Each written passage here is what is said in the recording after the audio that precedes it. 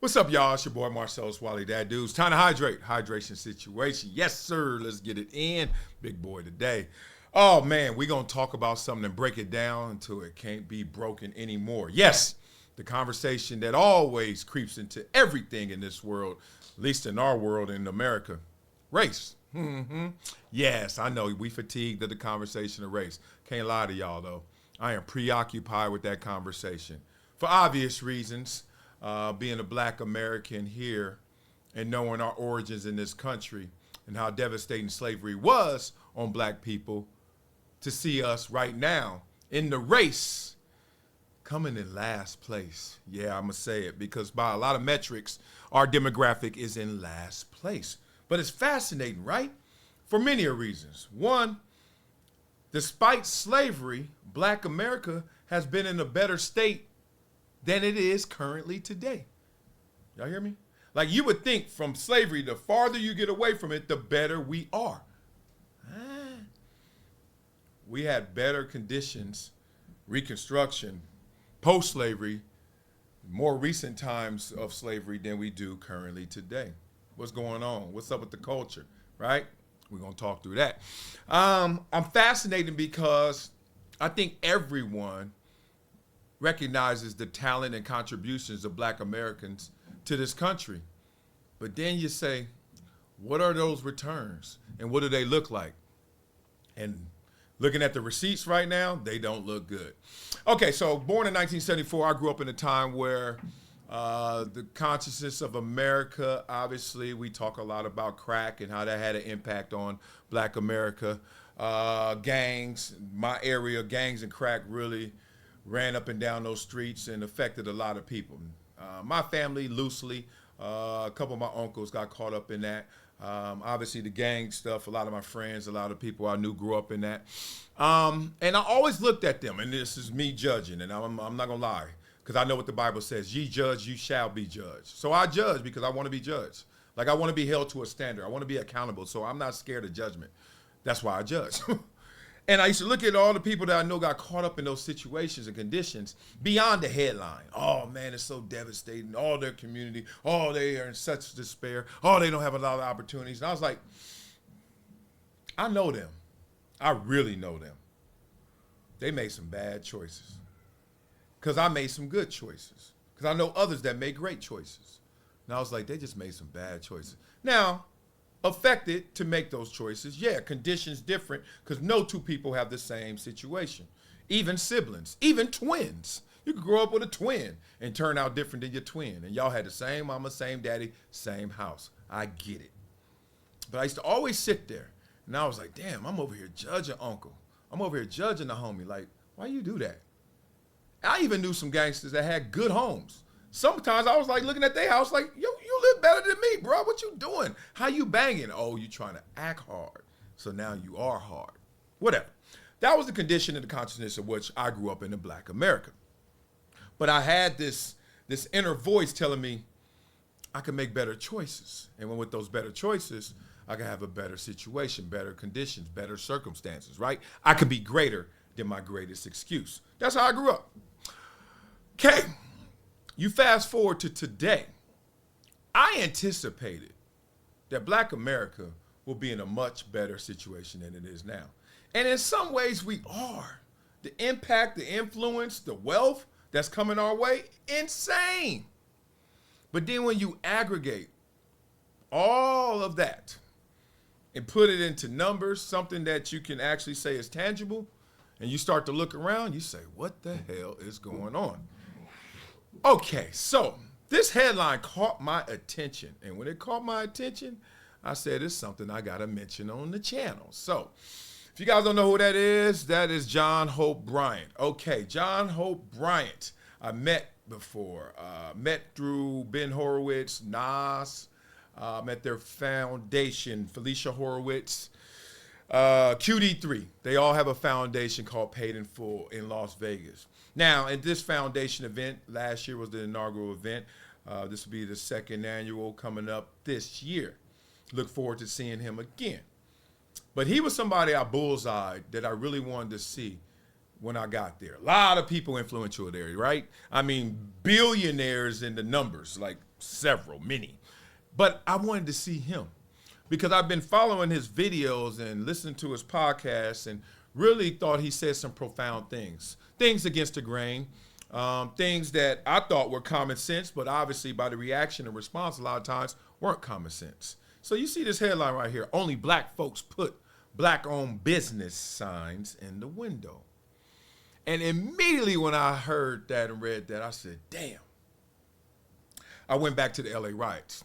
Now, I went back to the LA riots because I remember during the LA riots, the only way you had some form of peace, some form of solace was really to be black, be a part of the black experience, or pander to the black experience. So I remember going to our 7-Eleven down the street that got burned up during the riots. And that was owned by a Middle Eastern family, and they burned it up. I remember going to a Chinese food spot, y'all know it if you know LA, called Yee's, that is no longer here. I'm mad at that. We'll get to that. That's a different conversation. Where Yee's go? Nobody knows. They took the money and ran. But Yee's did something even more extreme than put black-owned in their window, even though we knew they weren't black-owned. They changed the name. During the riots, when tanks were going down my street, yes, they were. When they were blowing up stores right across the street, yes, they were. There was a Chinese food restaurant that we all swore by, and it was in a black neighborhood, so all the black people, named Yee's, that all of a sudden you looked and squinted, and it said Gyms. Gyms. I ain't talking about working out. I'm talking about JIM''S, Chinese food. They did that. Survived the riots. Didn't get burned up. Okay. I just had to point that out because that's where this took me. Black-owned business. Because I remember seeing all of the other stores that were black-owned. Maybe some weren't, but they could play it off. Black-owned business. Down for the cause. This is where the brothers are. This is where the brothers shop. Or this is where the brothers own and make the most of it. And I was like, getting out of the riots, and I'm, 16, 17 at that time, something like that. I'm like, damn, dog. I get why they did that, but there's a bigger game to play than just surviving the LA riots, right? You had to survive to thrive. Now it's thrive mode. We already survived that. It's thrive mode. What's thrive mode? It's time to play the bigger game. It's time to play a different game. It's time to play the money game. And if you're playing the money game, you know the money game is about green, not black or white. Okay, so let's go. I started looking through these comments and I was like, this is what I want to talk about because I'm a social psychologist, at least by my fascination. I am fascinated with the way that the world works. I'm fascinated the way America works. I'm fascinated the way the black experience has played out over my lifetime and over the course of this country's history. I'm fascinated by it. I truly am. And I start reading these comments because I had a great conversation. And typically when I have race conversations, they blow up, they erupt, and everybody get mad at each other. I'm more conservative than not. I've been liberal before. I've been conservative like I am kind of now, if you want to group me. But I'm really not in any box. The only box I'm in is no box. But I know what people think I am. And I know what I typically listen to that I understand and respect. But at the same time, I borrow from everybody. I have this gumbo mentality that I'm going to borrow an ingredient from everybody. So I listen to everybody from a John Hope Bryant to a Bill Maher to a Cornel West to a Michael Eric Dyson. I listen to them all, and I borrow stuff from all of them. Fascinated. Top dog to me is Thomas Sowell. Fascinated by him predicting this condition for the black experience 20, 30, 40 years ago, and it's here. Sell out or not, whatever you want to think of him or not, damn, profound. Nostradamus, because he said it, and we're here. Now, everyone centers around one thing with the black condition. To change it is going to take accountability. Being black, being a part of the culture, that's tough. That's tough. And we got another video we're going to do another time that really talks deeper about the black psychology and the black condition. But I do know when you say, hey, when you check another black person, especially publicly, I'm talking about in media. I'm talking about what platform. I ain't talking about on the streets. I'm not talking about, seeing them face to face. When you do that, they coming at my neck. They coming at my head. I'm like, dog, I don't give a damn if he black or not. Truth is truth. Truth ain't got no color. Real is real. 100 is 100. So I try to keep it 1,000. So let's look at some of these comments because I had this conversation about 2 weeks ago. It was my wife and a family of friends of ours. And boy, this one ended peacefully, even though we painfully disagreed. One was from the East Coast, one was from the South. Oh my God. The South does not respect the West when it comes to the black experience. Oh, you don't know what you don't know what we've been through. You don't know what it's like. Because I'm not only aspirational and idealistic, but realistically have lived an ideal life in terms of race relations. I really have. I've lived the dream of Martin Luther King. Like really, I ain't dealt with no racism. Never. And I'm going to say it again. Never. Stop trying to make me squint and look at little Johnny one more time. You sure? No. Nobody has ever come at me sideways. And that's the goal, ain't it? I hate when people get mad at that. I'm like, dog, what's the goal? To go through hell? Like, no. I stand on my father's and mother's shoulders so I can stand taller. I don't walk in their shoes. That's bad. You don't want to walk in somebody else's shoes. You want to stand on their shoulders. See more, do more, right? Okay.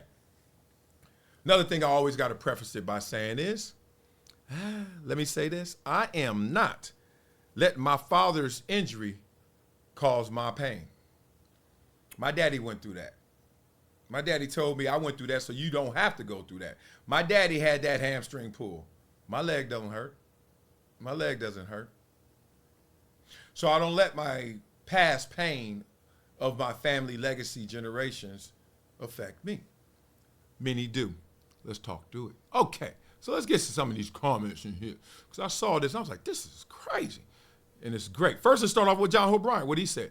You never see white, Asian, Latino, Indian, or Jewish-owned business signs in the window. You want to be in the green business. In the U.S., everyone is green and you want everyone to support your business. Okay, so obviously that means like, look, I'm not saying race doesn't matter.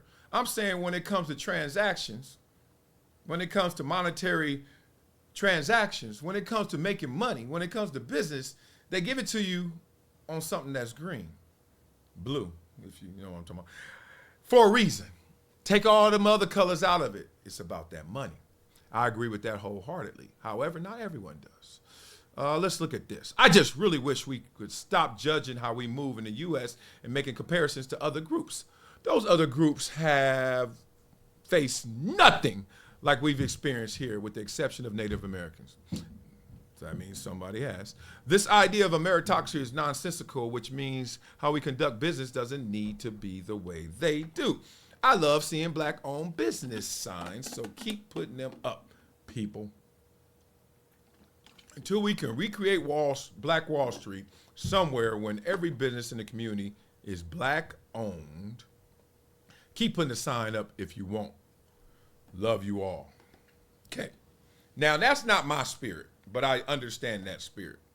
My spirit is not that of we went through it, so therefore we gonna keep doing this.